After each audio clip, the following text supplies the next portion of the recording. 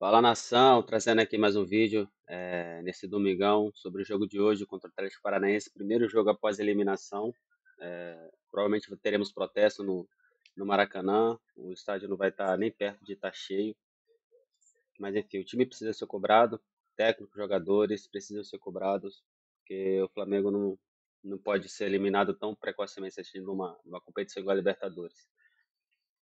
Mas enfim, é isso. Bora pro vídeo. Já deixando os créditos aqui, Sport TV. Se puder, curte, comenta, compartilha aí. E já é. Vamos pro vídeo.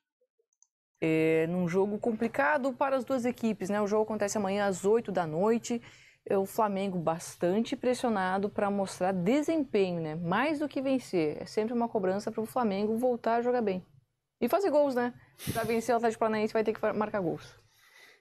Esse jogo aí é impressionante como juntou dois times em crises pesadas, né? De natureza diferente, mas ambos em crise, né? O Atlético, porque, enfim, no ano do centenário, né, tinha começado muito bem na Sul-Americana, que ele já ganhou 2 vezes, estava apostando muito nisso. E a partir da saída do Fernandinho por lesão, o time começa a desandar. E a partir da saída do Cuca, da maneira como foi e com a qualidade que o trabalho vinha sendo feito, o Atlético começou a esfarelar, né? E aí a cereja do bolo foi essa pancada que o time tomou do Racing, né, na Sul-Americana, e ele começa a olhar a zona do rebaixamento ali se aproximando perigosamente. E aí, ao mesmo tempo, ele troca O Atlético está a 3 pontos só da zona de rebaixamento. Exatamente, 31 pontos. Tá ali na briga para fugir. Ele troca o comando técnico, bota o Lúcio Gonzalez, que como jogador, foi um personagem gigante, inclusive dentro do próprio Atlético, mas como treinador está começando, teve uma passagem muito ruim há 2 anos no Ceará, que ele teve ali pouco tempo, mas ajudou bastante ao Ceará ser rebaixado. Então, enfim, o contexto não é bom. A questão é que do outro lado também tem uma crise grande ali, né? E acho que esse jogo no Maracanã, às 8 horas da noite, ele vai ter um ambiente muito hostil para o Flamengo. E principalmente para o Tite. Para o Tite nem se fala. Mas para o Flamengo, domingo, 8 horas da noite, aquele jogo que vai aquele torcedor raiz, que é o cara que vai no aeroporto para protestar, é o cara que vai ficar ali atrás do banco de reserva, ofendendo. Então, assim, o Flamengo vai ter que enfrentar o Atlético, vai ter que enfrentar a sua própria torcida, vai ter que encarar a sua torcida que esperava coisa melhor, num time milionário, num time que ano passado não ganhou nada, num time que tem um treinador com uma grife gigantesca e que, até pouco tempo atrás, o discurso era: não, nós estamos vivos nas 3 competições. Agora está morto na Libertadores, está, digamos, moribundo no Campeonato Brasileiro e tem a Copa do Brasil. Mas a Copa do Brasil é só na quarta-feira. Então, como é que faz? Vai botar o time principal para se desgastar nesse jogo e chegar cansado na quarta? E o próprio Flamengo o próprio Tite, né? O Flamengo, enfim, no seu modelo aí de escolhas, acabou deixando o Brasileirão de lado, né? Quando foi para jogar na Arena do Grêmio com sua equipe alternativa, deixou claro, de certa maneira, que estava priorizando as Copas e que não tinha condição de manter as 3, né, em alto nível.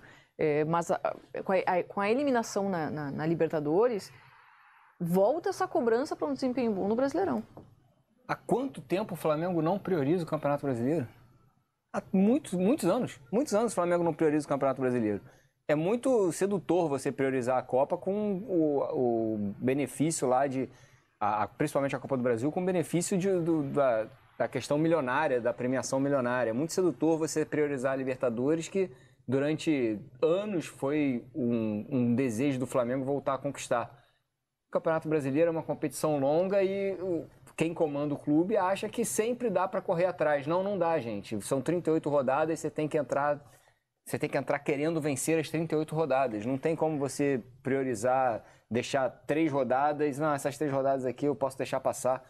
Os concorrentes estão lá vencendo o jogo. Cada rodada vale...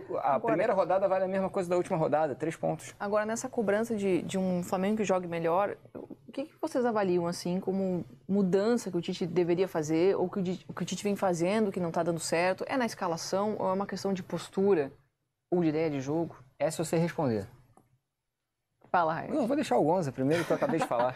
Bom, eu acho assim que há muito tempo no Flamengo, o foco das atenções e a busca por um culpado, por responsáveis, ela está um pouquinho fora do foco. Eu acho que a gente perderia aqui um grande tempo listando todos os treinadores que tiveram no Flamengo na gestão do presidente Rodolfo Landim, a partir do Abel Braga até o Tite. Todos esses, apenas o único que saiu voluntariamente foi o Jorge Jesus. Os outros foram demitidos. Nós temos aí treinadores dos mais variados perfis, das mais variadas personalidades, né? E a única coisa que não é possível que todos sejam ruins. Então, o que une esses perfis diferentes, esses treinadores diferentes, é o fato deles serem comandados pela mesma gerência de futebol. Então, eu acho que aí é que está o problema. Vamos falando no caso do Tite, já que você perguntou. Eu acho que o Tite tem uma parcela de responsabilidade, principalmente no sentido de ele montou um esquema que vinha sendo eficiente para o Pedro jogar.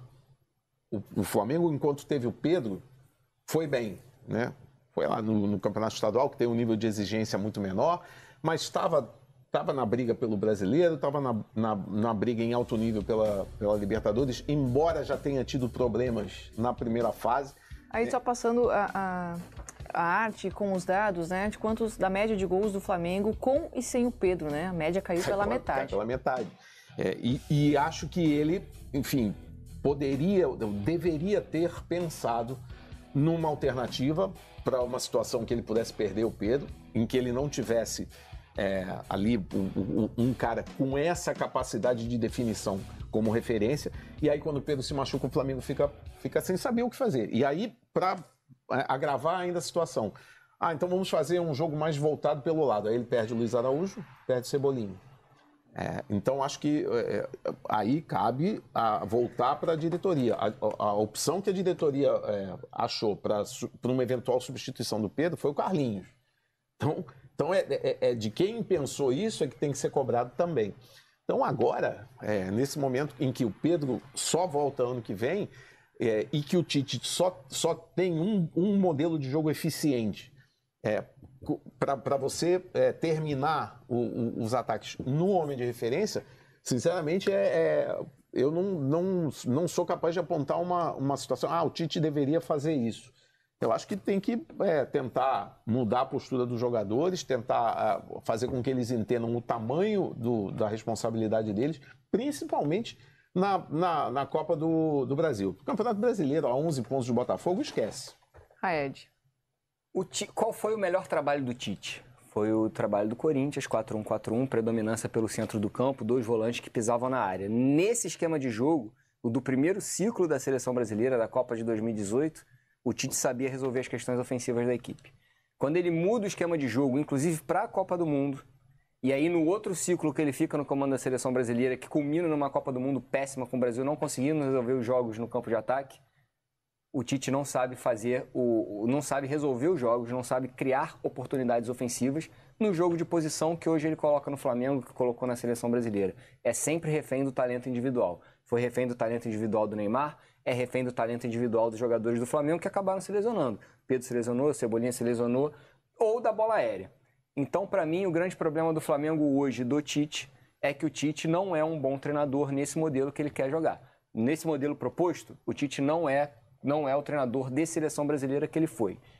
Para que o Tite volte a ser um treinador de excelência no país, ou ele muda o modelo de jogo, ou ele começa a aprender a como resolver as questões no setor ofensivo. Não adianta ser um time equilibrado defensivamente, porque ele não vai conseguir chegar à excelência nesse modelo de jogo posicional.